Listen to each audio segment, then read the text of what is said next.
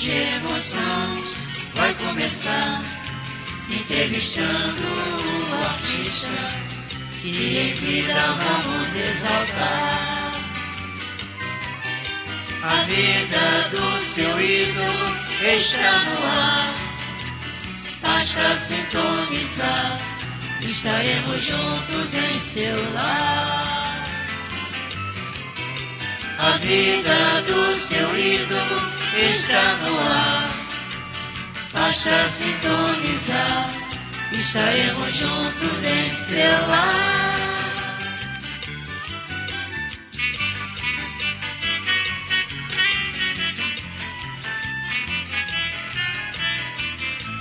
TVC Rio, canal 6 da NET. Todos os domingos, a vida do seu ídolo. Vamos homenagear. TVC Rio, canal 6 da NET. Todos os domingos, a vida do seu ídolo. Vamos homenagear. A vida do seu ídolo está no ar, basta sintonizar, estaremos juntos em seu lar.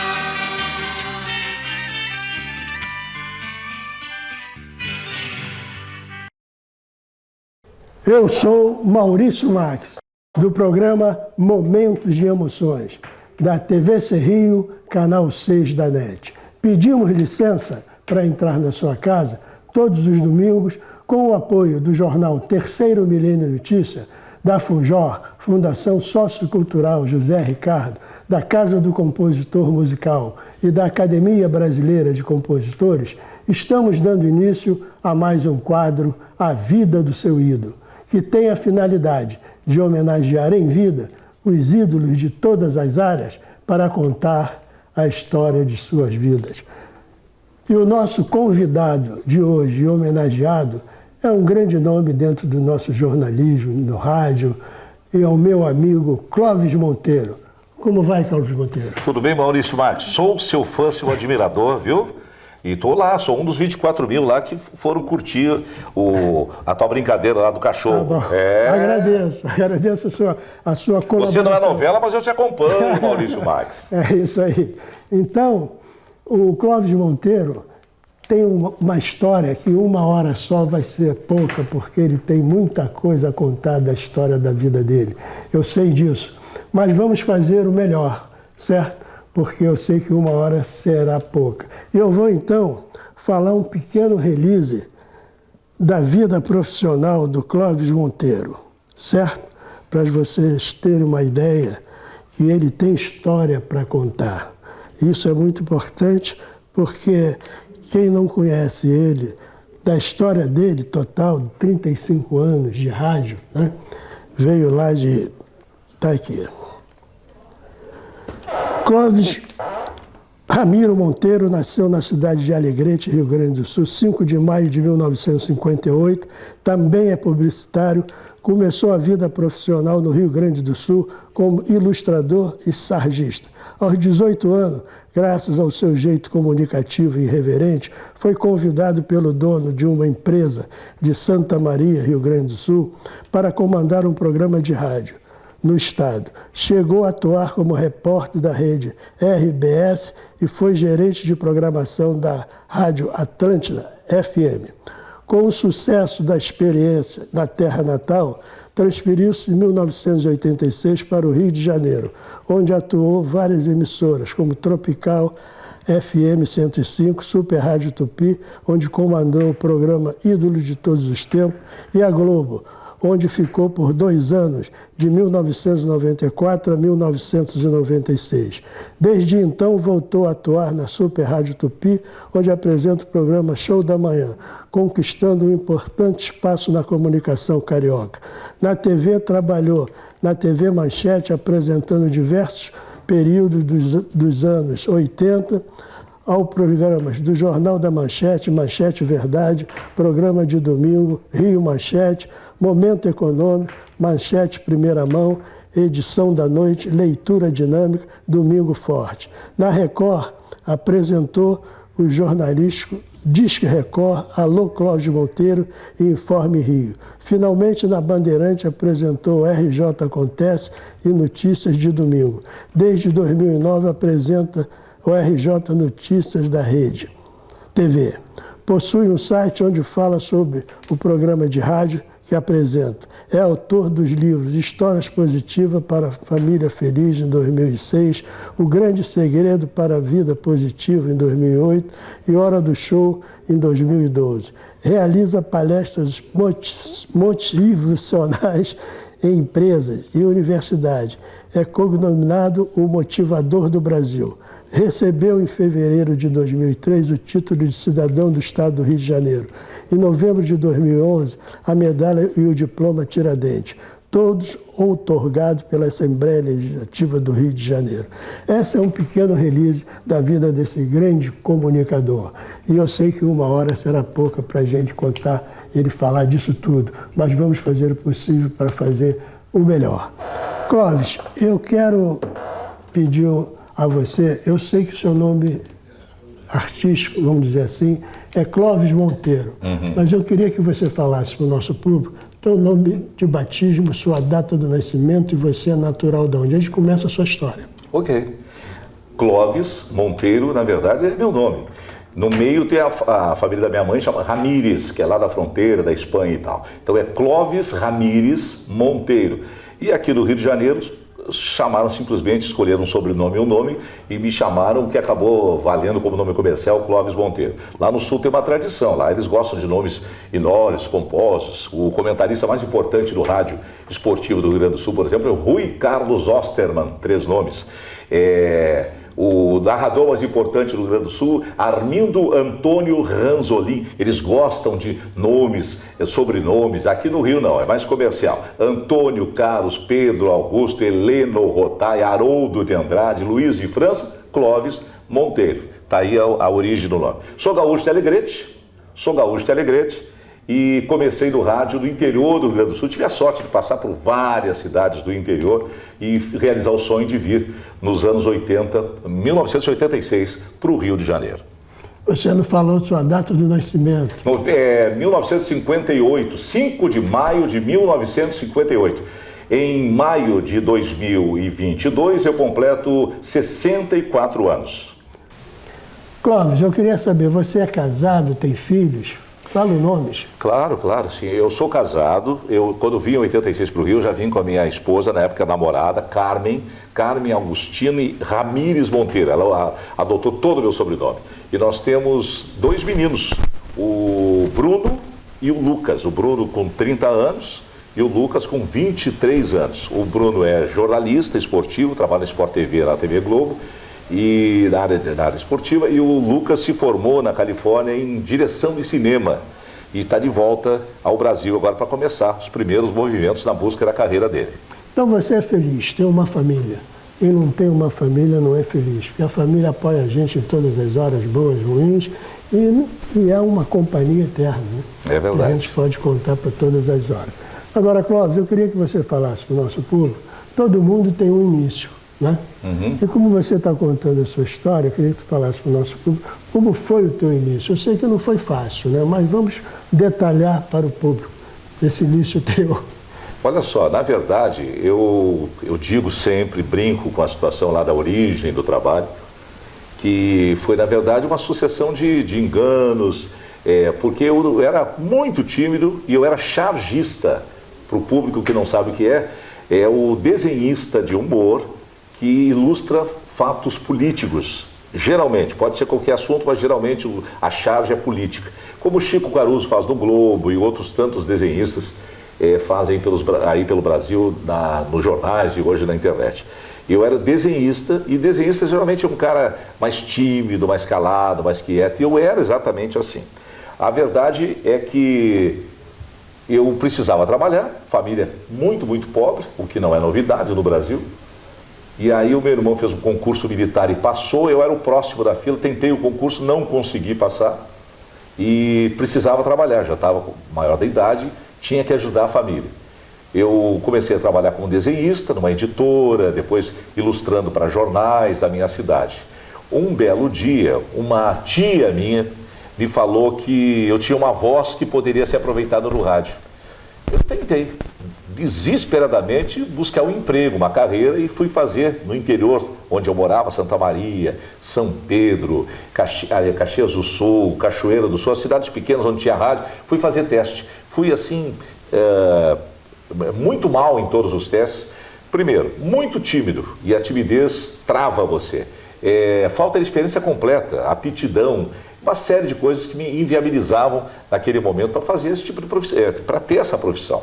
E aí eu desisti, voltei para o meu traço, meu desenho, trabalhei em escritórios de engenharia, fazendo planta baixa, cálculo para engenheiros civis e tudo mais.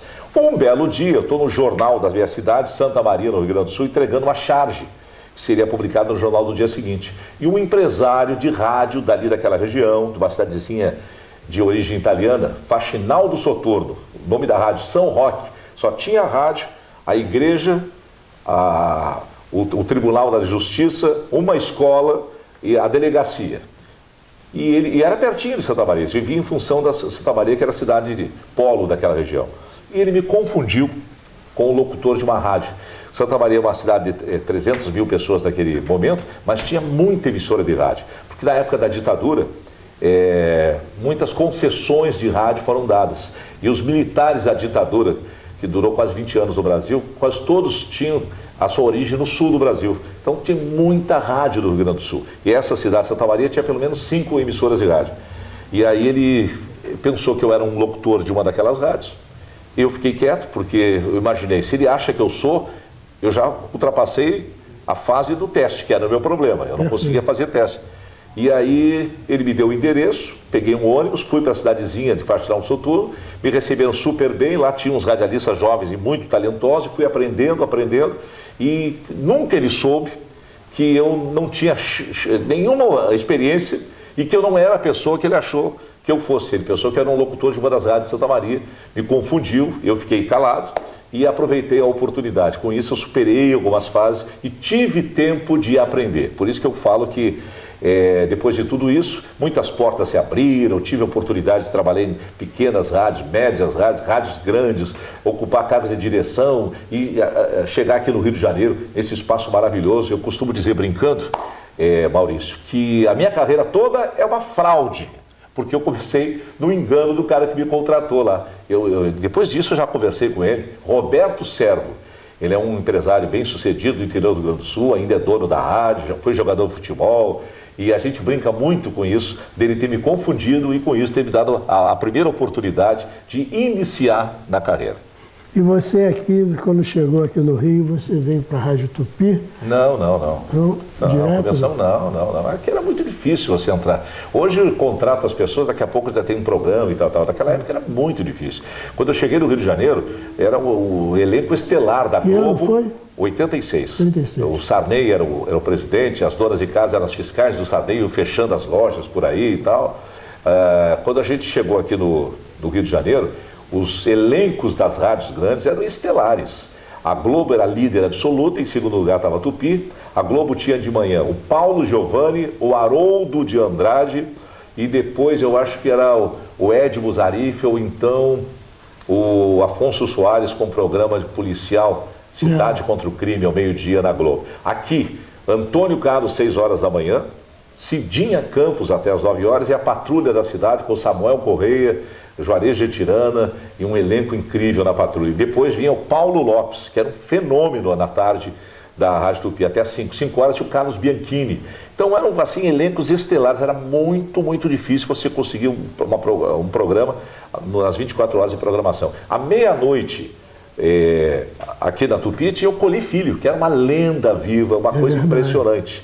Na Rádio Globo, nós tínhamos Adelson Alves na madrugada, que era um fenômeno, é icônico até hoje, todo mundo lembra desses nomes todos. Então era muito difícil, eu comecei gravando noticiário, gravando comerciais, esperando oportunidade para fazer folga de colegas, fazendo férias da madrugada, final de semana. Foi bem difícil conseguir a primeira oportunidade. Você era o Coringa, né? Isso. E isso aí te deu oportunidade também de você mostrar o teu talento. E aprendi com um monte de gente. Também, né? Mas você também tem um talento, porque só cresce quem tem talento. Quem não tem talento tem inveja. entendeu? Então só criticar, né? Eu acho que isso aí é uma coisa que você tendo talento, você não precisa falar, você mostra, né? Que o povo reconhece.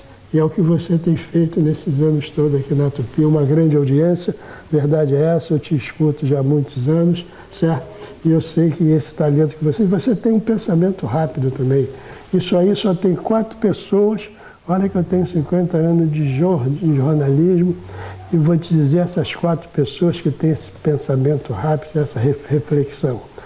Primeiro é o Silvio Santos, com 90 anos, ele tira onda com aquelas meninas. Ele fala as coisas, tem uma reflexão rápida na mesma hora. Para essa idade é difícil, porque a mente começa a variar e tal, mas a dele não, a dele está tinindo. Muito lúcido, muito lúcido. Exatamente. Outro que também eu acho que não tinha estudo nenhum, que até já eu entrevistei ele, foi uma das grandes entrevistas minhas, o Dicró. O Dicró... Esse era gênio. Porque ele... Era um repentista, né? Mas na época o Haroldo de Andrade, ele fazia parte lá do júri dele. Dos debates. O fantástico. Ele tinha história, porque ele era inteligente. Quando eu fui entrevistar ele, a primeira pergunta que eu fiz para ele foi o seguinte: Dicró, vamos dar um treino? Maurício, tu pergunta o que você quiser que eu respondo o que eu quero. E foi mesmo. Eu vi a entrevista toda e a primeira pergunta que eu fiz a ele, eu falei: Dicró, fala um pouco da sua vida aí para o nosso povo. Muito fácil, você vai em qualquer delegacia dessas aí, qualquer delegado sabe da minha vida de cor e salteado. Olha, eu não sabia o que eu ia perguntar.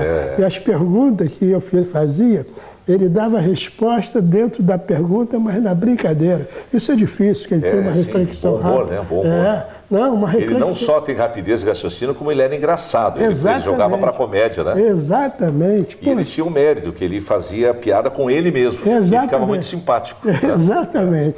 É um cara que, se tivesse estudo, ele ia chegar ao cientista, sabia? E ele era um pintor de parede mesmo, disso só tinha só o primário. Mas Deus deu inteligência a ele, já nasce com inteligência. Ele contava que ele era pintor de parede, morava em Nilópolis, e que contrataram ele para fazer uma pintura na Urca.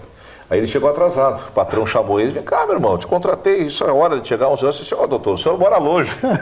Quem morava longe é o cara que morava na Urca, ele que morava em Nilópolis não morava lá. E ele conta, agora está até aí na internet, ele candidato a político. Geralmente o povo é que critica o político, mas ele agora era o político que estava criticando o povo. Então ele fez um discurso lá na Chatuba, botou uma caixa de cerveja vazia no chão, subiu, falou: vocês têm água aí? Aí não. Vocês têm escola aí? Não. Tem segurança aí? Não. Por que vocês não se mudam dessa porra, então? Olha, é cada coisa que saía dele assim. E as músicas, né? As músicas dele, o Silvio Santos toca até hoje. Olha, para fazer aquelas músicas tem que ser uma inteligência, porque eu sou compositor e sei disso. Eu costumava dizer o seguinte para ele: se ele morasse nos Estados Unidos, ele seria um milionário, seria daqueles caras que ia fazer filme o tempo todo, ia ser uma celebridade de Hollywood, né? Aquele humorista bem sucedido e tal. Verdade. Eu fiz um show com ele uma vez, ele com o Ari, mas do Cavalo. E eu deixei ele mais por último. Aí, pô, ele entrou, que ele é cômico, ele canta, conta piada e tal. Showman. Chegou 4 horas, o povo não queria que ele fosse embora.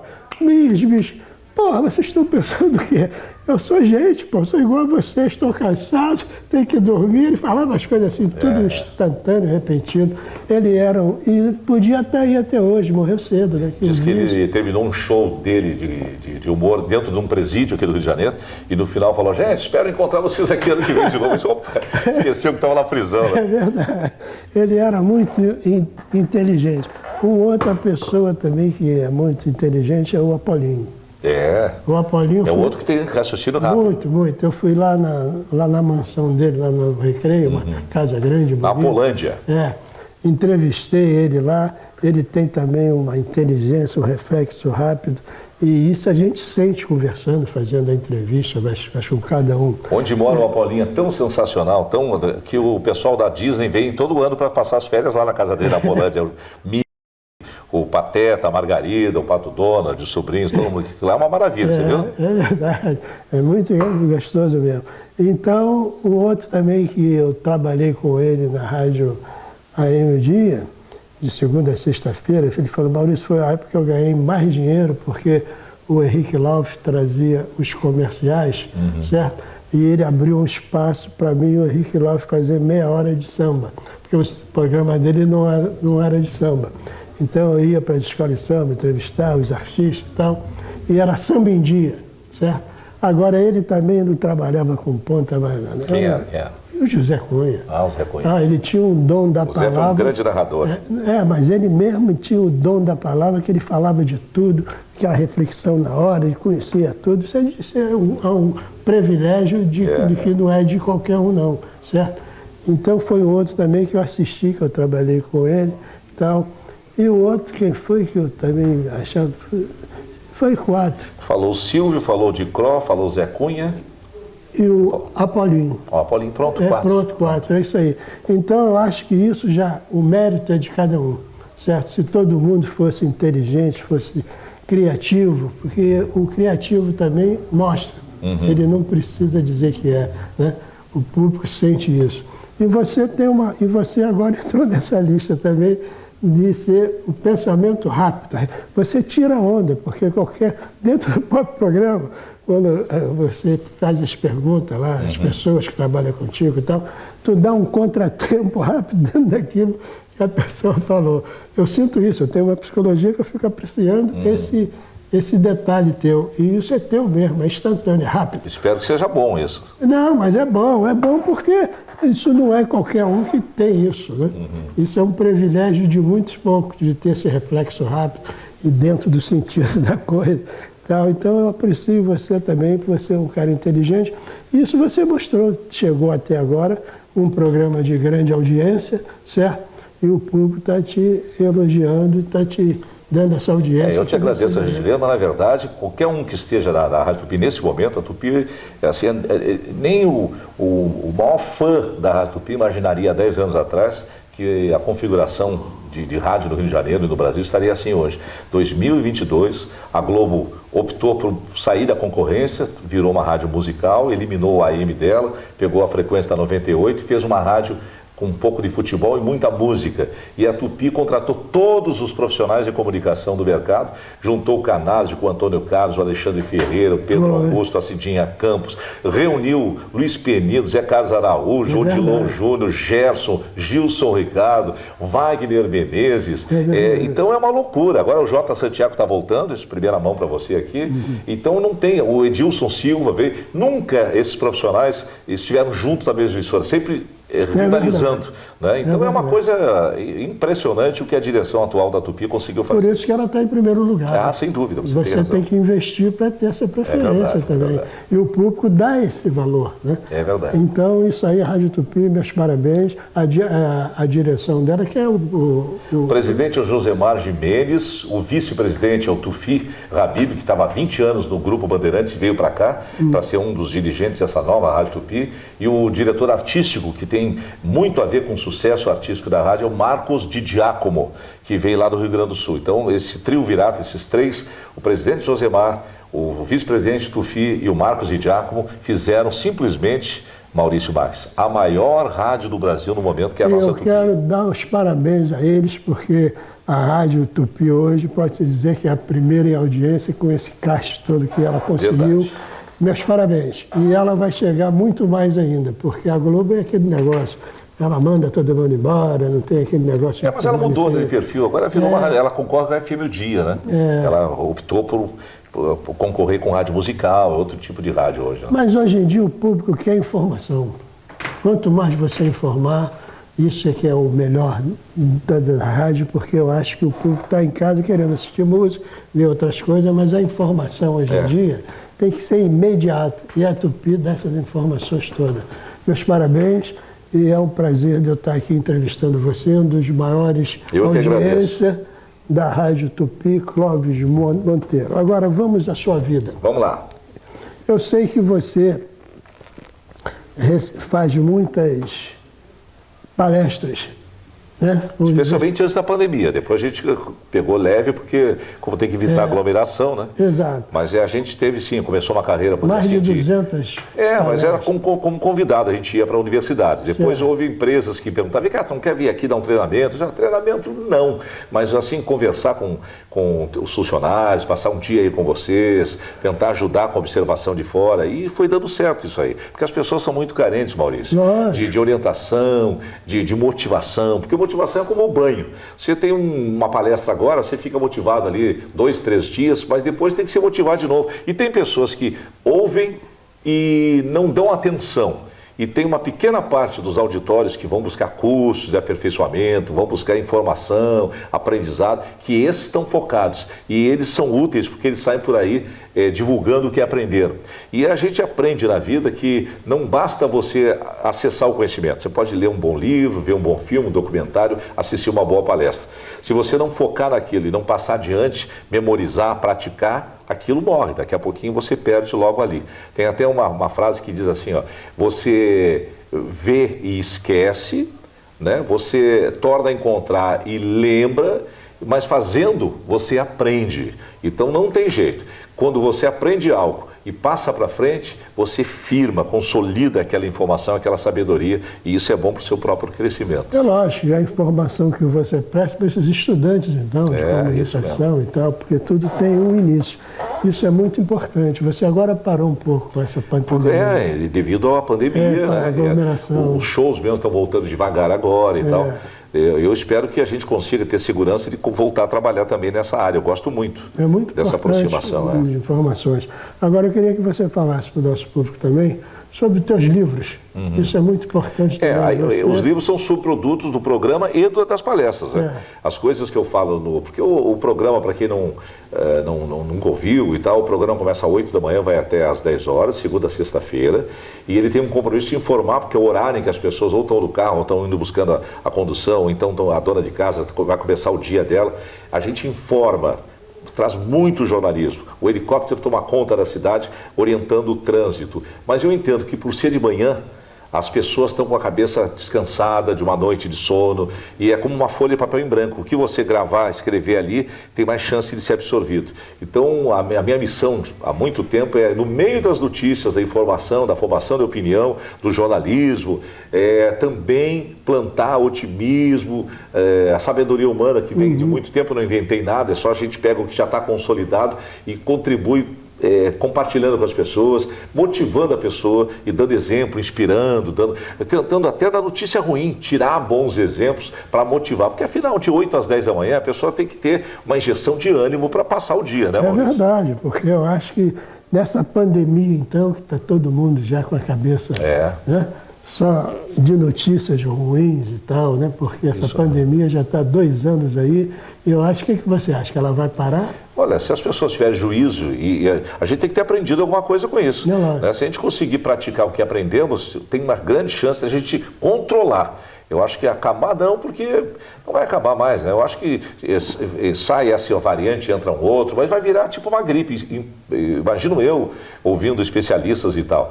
Como tem essas gripes aí, essas coisas que todo ano você tem que vacinar. Eu, por exemplo, há muito tempo, estou com 63 para 64, eu todo ano, vacinação de gripe, estou lá na fila. E eu acho que de agora em diante vai ser isso. Graças a Deus, quando nós estamos gravando essa entrevista, nós tivemos uma ótima notícia. O Brasil lançou a sua primeira vacina totalmente nacional contra a Covid. Então essa evolução da ciência, da nossa tecnologia de vacinas, a Fiocruz está de parabéns, os brasileiros também, e eu acho que a gente vai controlar a doença. Eu acho que já é um bom passo. Agora o problema maior é a população, né? Tem pessoas que nem vacina nenhuma que tomou. E o presidente também está dando esse conselho que ele é o próprio, não tomou. Por isso que as pessoas têm que sempre checar a informação, procurar o melhor para elas e para quem elas amam. Você começou falando de família, é isso. Qual é o legado que a gente pode deixar para a família da gente? A melhor herança, saúde. Então não tem que ter dúvida, né? Se você buscar a informação correta, você vai ver que, no mínimo, você tem que preservar a sua saúde e das pessoas que você ama. E não é só isso, eles não veem que eles vão passar para o povo, né? Porque quem não tomou a vacina vai pegar e vai passar para o familiar, para quem trabalha junto e tal. Não é só eles, se fosse eles só que morresse, mas eles não pensam assim, certo? Então, acho que vai ser difícil mesmo esse pessoal acabar com esse pensamento que tem que tomar, porque eu apanhei 2 vezes. É mesmo, é? Em dezembro, a primeira foi muito forte, eu fiquei na cama um mês, mas graças a Deus. Que bom, graças a Deus. Passei. E a segunda agora foi mais leve, porque eu tinha tomado as vacinas todas 3, mais a da gripe. Faz diferença, né? Faz diferença. Quem não toma, vai lá incubar e se voltar ou não sabe. A maioria nem consegue voltar. Quer dizer, então essa pandemia, eu fiz até um samba, pagode da esperança sobre a pandemia, está no meu CD, depois eu vou te dar um CD. Legal, te agradeço. Então, eu acho que vai custar. Mas deixa para lá, porque se o presidente está dando um mau exemplo, a gente não pode fazer nada, né? Que ele não toma vacina. Ele era a pessoa mais indicada para incentivar o povo, para todo mundo tomar. E se tomou, a gente não vai saber nunca, né? Se tomou escondido, a gente não sabe. É verdade também. Mas, Cláudio, eu queria também que você falasse para o nosso público sobre os livros, você já falou, né? Sobre essas medalhas que você ganhou. Isso aí é bondade de amigos, né? Muita gente recebe essas homenagens. Como eu estou há bastante tempo no Rio e escolhi o Rio para viver, eu fiquei muito orgulhoso de ser considerado cidadão carioca pela Câmara Municipal do Rio de Janeiro e receber a maior comenda da Assembleia Legislativa, que é a Tiradentes. Fiquei muito feliz, a minha sogra foi comigo lá no Palanque, chamei o meu amigão Mário Belisário, comunicador, que foi o primeiro amigo meu aqui no Rio, trabalhou comigo na extinta Rádio Mundial e levei amigos meus que me ajudam a fazer o meu trabalho na Assembleia no dia que eu fui homenageado. E eu fico muito feliz porque eu escolhi o Rio para viver, sou apaixonado pelo Rio de Janeiro. Então, receber esse reconhecimento, essas comendas, esses prêmios, eu sei que é simbólico, eu sei que é uma gentileza, às vezes até exagero de alguns deputados, vereadores, mas eu fiquei muito feliz e orgulhoso, e minha família também. É que não é todos que recebem, né? Você recebendo um prêmio desse, vai para a tua galeria, né? E isso é muito importante, faz parte da história da sua vida, né? Eu acho que é por aí. Agora, eu queria que você dissesse para o nosso público, você da sua vida particular, qual é os seus entretenimentos? Olha só, o meu filho que fez cinema, talvez tenha escolhido esse caminho, porque eu gosto muito de cinema, muito, muito. Eu, quando era criança, lá no interior do Rio Grande do Sul, o meu acesso ao lazer era através de história. E quando eu tive chance de essa coisa de televisão, de série, e para partir para cinema, eu sou um apaixonado, interessado por cinema. Meus filhos também, todos. Eu tenho uma filha, com a Carmen eu tenho 2 meninos, mas eu tenho uma filha, a Mariana, que é a única gauchinha da família, que é filha de um outro casamento que eu tive lá no Sul antes de vir em 86 para o Rio de Janeiro. E todos são apaixonados por cinema. O meu principal lazer é esse. Eu sou assim, um rato de cinema. Eu fico, tudo que é filme eu quero assistir. Eu tenho em casa todas as assinaturas desses aplicativos de streaming, as Netflix da vida, HBO Plus, Disney+, tudo que tem conteúdo de filme, de série, eu estou dentro. Tenho muita paciência para isso, gosto o relax, eu estou cheio de problemas, eu vou lá assistir um filme, quando eu saio já essa cabeça leve, eu consigo abstrair realmente, e eu gosto muito disso. Gosto de viajar, viajar pelo mundo. O problema todo é que o rádio prende muito você. Eu tenho pouco tempo para viajar. E quando eu posso, a gente vai conhecer algum país que não conhece, uma outra cultura. Então, basicamente é isso. Cinema, filme e viagem. São meus passatempos preferidos, Maurício. Porque se você levar em consideração, o que a gente vai levar é isso. Dias felizes, lembranças, isso. Porque os bens vai ficar tudo aí, né? E tem pessoas, às vezes, que têm dinheiro, não faz nada disso, e fica pensando que quando morrer vai levar o dinheiro, né? Acho que essa é a maior ignorância do ser humano. Mas a cabeça de cada um é de cada um. Cada um se administra conforme a sua cabeça manda, né? Agora, eu sei que você é Botafogo, mas doente. É verdade. Não, doente não, saudável. Na verdade, quando eu cheguei aqui, eu já era adulto, estava com 29 anos quando eu vim morar no Rio. E eu gosto de futebol, então naturalmente eu já tinha um time. Lá no Rio Grande do Sul eu sou Grêmio. Quando eu chego aqui, os meus amigos do rádio começaram, torce pro Flamengo, porque aí a maioria é Flamengo, vai ajudar na tua audiência. Aí o outro, não, se tu não torcer pelo Flamengo, escolhe um time que não tenha problema, um América, um São Cristóvão, um Madureira. E aí a outra amiga lá, olha aqui, o Vasco está arrebentando, estava ganhando a Libertadores com o Antônio Lopes, com o Edmundo, Juninho Paulista, Juninho Pernambucano, um timaço naquela época, nos anos 80. Aí, o Vasco da Gama, Flamengo, Vasco. Aí o outro lá, o Fluminense, eu acho que... Bom, eu cheguei à conclusão que essas coisas você não escolhe. Você é mais ou menos escolhido. Um belo dia, uma tarde de sábado, estou vendo o campeonato regional, está jogando Botafogo e Volta Redonda. Era o tempo do Emil Pinheiro, que mandava no Botafogo.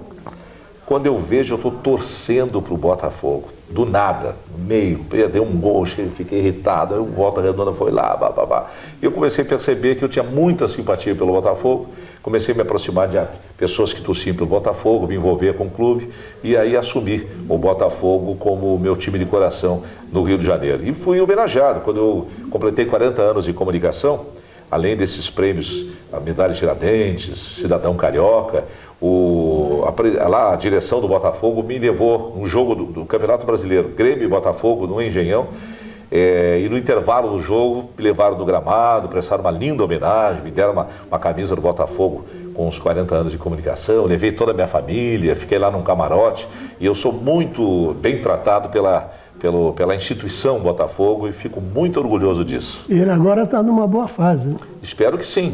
Vamos esperar que esse empresário venha trazer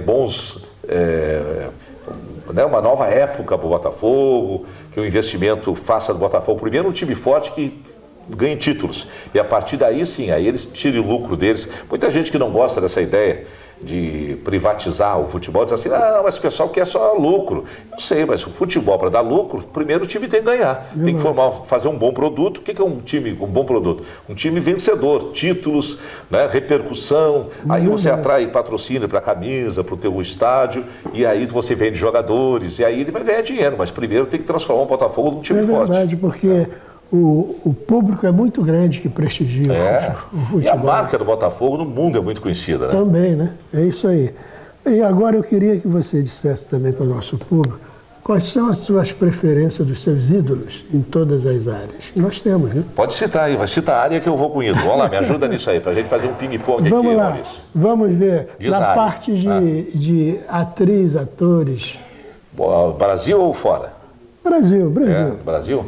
Eu tenho um pouquinho de cisma com a arte da dramaturgia no Brasil, porque eu acho que a direção de quem dirige novela e filme nacional exagera demais e menospreza a inteligência do telespectador brasileiro. As novelas, eu me irrito quando a pessoa está sozinha numa cena de novela e ela fala em voz alta. Quando podia, como nos filmes americanos e europeus, a pessoa pode entrar a voz dela, mas ela está pensando. Ou então ela diz coisas patéticas. Por exemplo, assim, vamos ver onde está a chave que eu escondi nesta gaveta e abre, como se todo o público fosse débil mental não tivesse entendido que a chave estava na gaveta. Vou abrir a porta para ver se tem alguém esperando. Então essa direção exagerada, que fica quase como se você estivesse fazendo teledramaturgia para criança e tal, eu não gosto muito, me irrita um pouco. Então por isso que eu gosto mais do cinema europeu, até argentino, e o cinema americano, que me formou assim na base, por isso eu gosto de viajar muito para ver aqueles estúdios de perto. Mesmo assim, o Tony Ramos é um baita ator, a Fernanda Montenegro chega a ser clichê você citá-la, mas é uma tremenda atriz. Tem atores muito, muito bons, né? Inclusive da nova geração e tal. O Brasil tem muito talento, né? Esse Rodrigo Santoro é tão bom que extrapolou as fronteiras, está fazendo sucesso em Hollywood, né? Então nós temos bons diretores, boas atrizes e bons atores. No cinema internacional eu sou apaixonado pela geração do Robert De Niro, do Al Pacino, né? E essa nova geração, o DiCaprio, que já não é tão nova assim, o cara já está lá chegando aos 50 e tudo mais.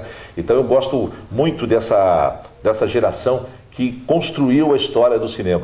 Tanto aqui na teledramaturgia, começando com as novelas e o cinema nacional, os atores que eu citei, como essa geração do cinema americano, que eu respeito muito, viu, Maurício?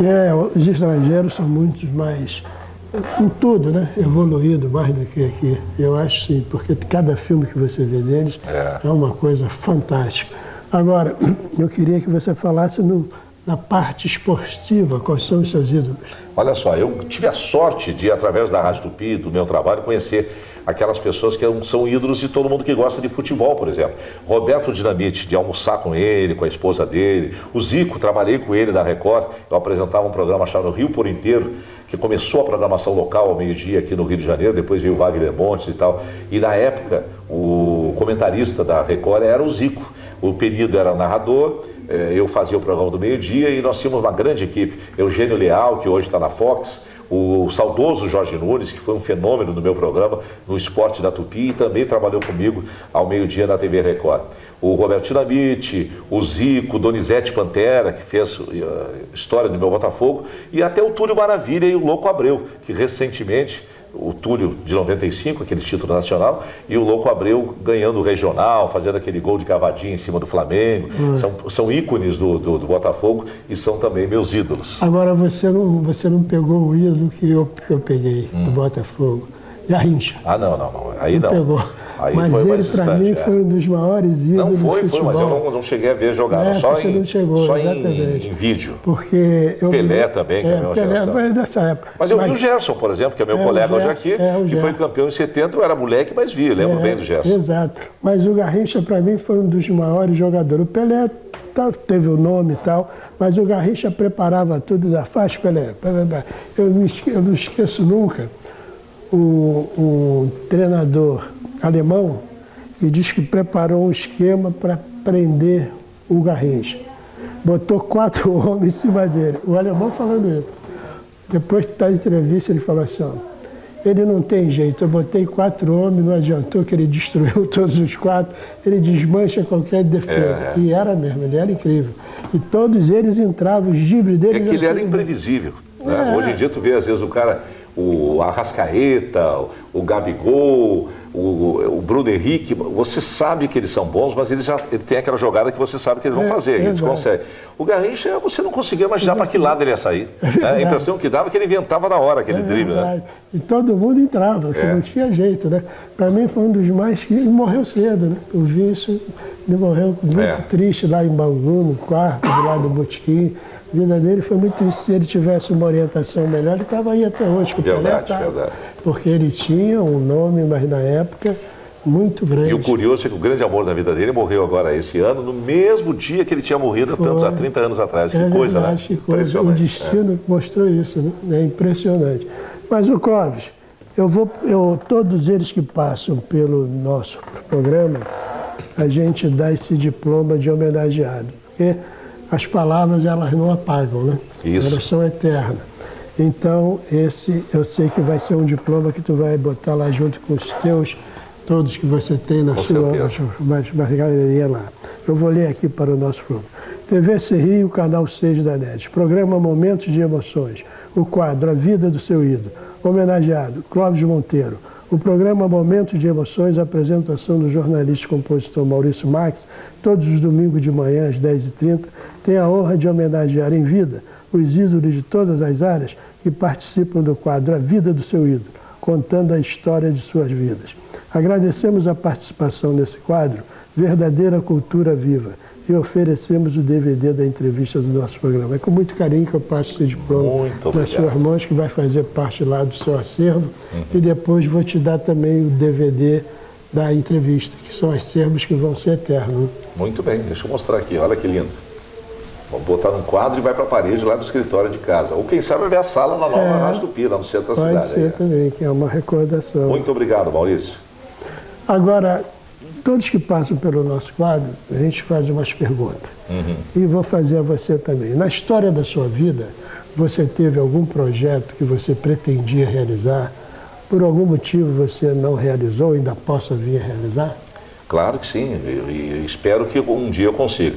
Lá na minha ingenuidade, quando eu comecei a carreira, eu queria ser dono de uma rádio e dela fazer uma plataforma nacional, de você poder prestigiar comunicadores nas suas regiões, se eles precisar sair, como eu tive que sair da minha região para vir buscar no centro do Rio São Paulo uma oportunidade. Eu acho que hoje está tão universal a comunicação pelas redes sociais, e a tecnologia ajuda tanto, que o projeto era esse, de você ter uma central em algum lugar do Brasil, uma plataforma de comunicação de rádio, e que a gente possa valorizar em cada região um comunicador. Ainda não realizei, talvez um dia a gente realize, mas esse seria um projeto. Mas você vai realizar, enquanto a gente tem vida, a gente tem esperança. Exatamente. Né? E isso é muito importante, você ser positivo. Isso. Né? Então eu tenho certeza que você vai conseguir. Agora, na história da sua vida, você teve alguma mágoa? Que esse quadro é para falar das coisas boas e a mágoa, a oportunidade é única. Olha que engraçado. O que me ocorre agora, como mágoa, na verdade, foi um fato propulsor para a gente ir mais longe.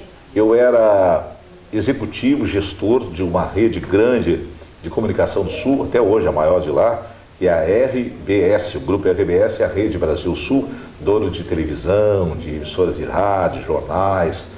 E eu era coordenador da Rede Atlântida FM e apresentador do jornal local, que vinha antes do Jornal Nacional. Era o RJ daqui, da TV Globo, lá era a RBS TV. E como eu era gestor, eu tinha uma equipe na Rádio Atlântida FM, e um dos comunicadores mais populares, mais talentosos, Tony Borges, hoje ele mora em Florianópolis, continua comunicador, apresentador da Record lá. Ele foi envolvido em alguma coisa que não acabou bem, e ele foi demitido, mas eu fui investigar e vi que foi injusto. Foi injusta a demissão dele, não tinha nada a ver com o que aconteceu. Eu levei ao meu diretor, o diretor da TV e da rádio, que era meu superior naquele momento, a situação. Olha, eu mandei investigar, e esse rapaz é muito importante para a gente, para a audiência, muito talentoso, e ele não tem nada a ver com o que houve, eu preciso que ele fique na empresa, não pode ser demitido. E esse diretor bateu o pé e disse: não, já demiti, vai ficar isso mesmo, você tem que aprender a deixar coração na portaria, ele está demitido, está demitido. E eu disse: olha aqui, mas só que eu fui investigar, o rapaz foi injustiçado, e ele é importante para casa, ele é muito talentoso, ele tem muita audiência, e ele não tem nada a ver com essa situação. Não, está demitido, e se você está incomodado, sai também. E na hora eu achei que era o mais certo a fazer, e saí também. E quando eu fui para casa, eu fui pensando: rapaz, por que eu saí? Se eu fico, daqui a pouco eu trago o cara de volta. Mas faltava experiência. É verdade. E aí eu fiquei chateado com aquilo, mas de forma irônica, eu ligo para o Rio de Janeiro, Sistema Globo de Rádio, atende Jaime Azulay, que era um dos diretores do grupo naquela época, e falei: olha só, eu trabalhei aqui na RBS, fui coordenador, apresentador de televisão, e estou mudando para o Rio de Janeiro. Vale a pena eu passar aí para a gente conversar? E disse: vale, a gente tem muita admiração pelo trabalho de vocês aí no Rio Grande do Sul e tal, passa aqui. E por isso eu vim para o Rio de Janeiro a primeira vez, conheci o Mário Belisário, Alberto Brizola, Duvaldo Silva, Eloy de Carlo, e acabei fazendo um teste, passando, e entrei num programa que era apresentado pelo Dirceu Rabelo, que estava mudando de emprego. Ele estava saindo da Mundial e indo para a TV Globo para ser o chamadeiro, a voz das chamadas da Globo. Até hoje ele está lá. E ele fazia um programa à 1 da tarde chamado Informação, que era música e informação, na Mundial 860, na Rádio Jovem do Rio da época. E aí eu passei no teste e assumi aquele programa, e o Dirceu Rabelo foi ser a voz famosa de chamadas da TV Globo. Graças à minha mágoa, que você me deu a oportunidade de contar pela primeira vez, eu acabei recebendo, né, uma motivação para mudar de lugar, mudar de cidade, buscar o Rio de Janeiro e realizar tantos sonhos. E isso foi um ponto positivo. Acabou sendo. É verdade, porque você na época ficou triste de ter pensado em poder trazer ele, mas você veio e foi muito melhor para você.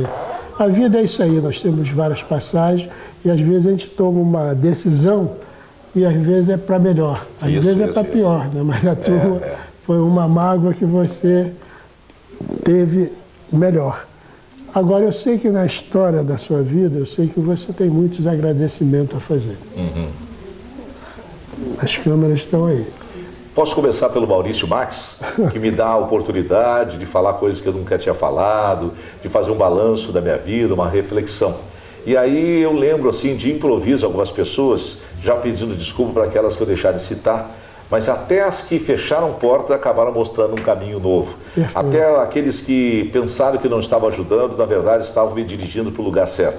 Então, obrigado a todos que me aprovaram em testes, que abriram portas lá nas emissoras de rádio que eu passei no interior, os colegas com quem eu aprendi demais, às vezes nem sabia que estava ensinando, mas na verdade eu estava aprendendo. e tem coisas que a ficha só cai lá na frente. Você, todo dia tem um aprendizado. No Rio de Janeiro, eu tive muita sorte. Eu cheguei no Rio, o Antônio Carlos, que é meu colega hoje de rádio, já era um comunicador consagrado, e ele me dava muito comercial para gravar. Ele sempre foi muito atuante na área comercial, um bom vendedor, como se diz, uma agência forte. Ele me dava muito comercial para eu gravar e me ajudou muito nos primeiros momentos aqui no Rio, pagar meu aluguel, começar minha família, minha vida aqui. A Cidinha Campos me apoiou, eu fazia noticiários nas férias do Alberto Cury, que fazia o noticiário da manhã da Tupi. E aí de manhã eu passava pelo Antônio Carlos, pela Cidinha e até a patrulha da cidade. E só o fato dela me chamar para fazer o Sentinelas da Tupi, o Tupi Notícias, e quando eu voltava para ela agradecer, eu fazia alguma citação, com o tamanho do nome, da expressão dela, isso ajudou. Hoje ela é minha colega e uma boa amiga também, com quem eu aprendo todos os dias. Os diretores, todos eles, eu tive ótimos diretores de programação, na Rádio Globo, na 98, na Nativa FM, na CBN, que eu peguei começando, fiz noticiário da CBN nas madrugadas. Então, e na Rádio Tupi, o Carlos Marcondes, o Marcos de Giacomo, o Alfredo Raimundo, o Ricardo Henrique, são muitos os programadores, coordenadores e diretores aos quais eu devo muito, porque sem o aval dessa gente eu não teria acesso ao microfone. Sem o microfone eu não poderia desenvolver a comunicação e chegar no grande público do Rio de Janeiro. Então eu sou muito grato, e especialmente aos colegas de bancada, o operador, o camarada que faz o texto para eu ler, o produtor, a produtora, o noticiarista, né? O cara lá na portaria que me recebe com um sorriso o primeiro café da manhã, a tia que serve a aguinha durante o café e traz o meu café preferido. Olha, essas pessoas que no dia a dia são o teu suporte, eu costumo dizer que são aqueles que dobram o teu paraquedas. Tem uma pequena história que conta isso. O cara, o piloto famoso. Eu sei que você teria 2, 3 horas para contar a história da sua vida, que você tem história. Nós fizemos um pequeno release da sua história. Eu agradeço. Mas você foi merecedor, certo? Eu tenho certeza disso, e o público também que está assistindo agora, tenho certeza também que está adorando, porque conheceu mais um pouco da sua história, né? Que você mesmo disse que nunca lhe dei a oportunidade de você mostrar. É verdade, te agradeço. Mais um público. E esse quadro que eu criei foi para isso. Está 13 anos já no ar, e foi com essa finalidade de dar oportunidade aos ídolos de contar a história da sua vida, porque a história é uma só, não tem 2, 3, certo? E todos eles que passam dizem isso. Maurício, teve o Gerdau dos Santos, 60 anos de rádio, foi o que estreou esse quadro em 2009. E ele disse para mim o seguinte: Maurício, os 60 anos de rádio, eu nunca pensei que fosse aparecer você para me dar essa oportunidade de eu contar a história da minha vida. Poxa, isso para mim é um orgulho, certo? De escutar isso, não só dele, como muitos outros. Porque homenagear a pessoa em vida é uma coisa, ele sente essa homenagem. Depois que morre, falar 2, 3 minutos dele, ele não sentiu nada, certo? E eu ainda dou esse diploma, que as palavras não vão apagar. Agora, tu sabe qual é a psicologia desse meu quadro? Eu estou na história de vocês todos. A ideia é essa. Entendeu? Quem te deu essa história? Quem te deu essa oportunidade? Maurício. Obrigado, Maurício Max. A vida do seu ídolo, da TVC Rio, Canal 6 da NET. Muito obrigado para o seu público. Viu? É isso aí. E ainda digo mais, como é um canal a cabo, quem não tem NET pode assistir pelo site, vai até para o mundo. www.tvcrio.org.br. Porque eu criei um estilo também, Clóvis. Eu não tenho uma propaganda, que é uma TV a cabo, certo? Mas a propaganda quem faz sou eu. Na época, muitos colegas falavam, eu boto e tiro e tal. Eu digo, não quero saber se eu boto e tiro. Eu quero saber, quanto mais eu informar, não resta dúvida. E no meu quadro lá, está lá em cima, na tela, a vida do seu ídolo e o nome do ídolo embaixo. A 1 hora toda, porque eu pego muito telespectador assim, que hoje em dia eles tentam com o controle, fica passando. E se eu ver, se não botasse essa minha divulgação lá, que é a vida do seu ídolo e do teu nome embaixo, a pessoa para, que já sabe o que está acontecendo ali. Se vê 2 pessoas batendo papo, passa, certo? Então isso tem, muito depois eu dou também um DVD, sorteio, né? O público liga e diz, poxa, eu estava trocando de canal, vi lá a vida do seu ídolo, eu adoro ele e tal. Teu programa é Cultura Viva e tal. Até o povo faz isso. É verdade. É elogio. Então isso para mim foi um orgulho, porque eu sei que todos eles, esse trabalho que eu estou fazendo, fico orgulhoso e nunca ninguém deu essa oportunidade. Ô Cláudio, eu te agradeço imensamente por essa oportunidade de você deu ao nosso público, ao teu e ao meu, certo? Exatamente. De você contar a história da sua vida, foi merecedor, tá bom? Fica com Deus. Muito obrigado. Obrigado você. A toda a sua equipe também, viu? E sucesso. Obrigado. Cada vez mais. Com saúde. Todos É nós. isso aí. Eu agradeço pela sua companhia até agora e contamos com a sua audiência no próximo programa. Até lá. Tchau, tchau.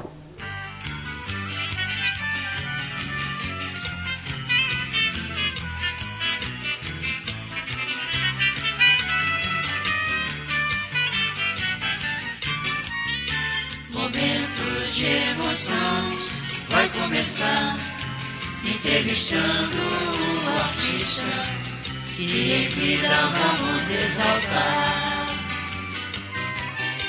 A vida do seu ídolo está no ar, basta sintonizar, estaremos juntos em seu lar. A vida do seu ídolo está no ar, basta sintonizar, estaremos juntos em seu lar.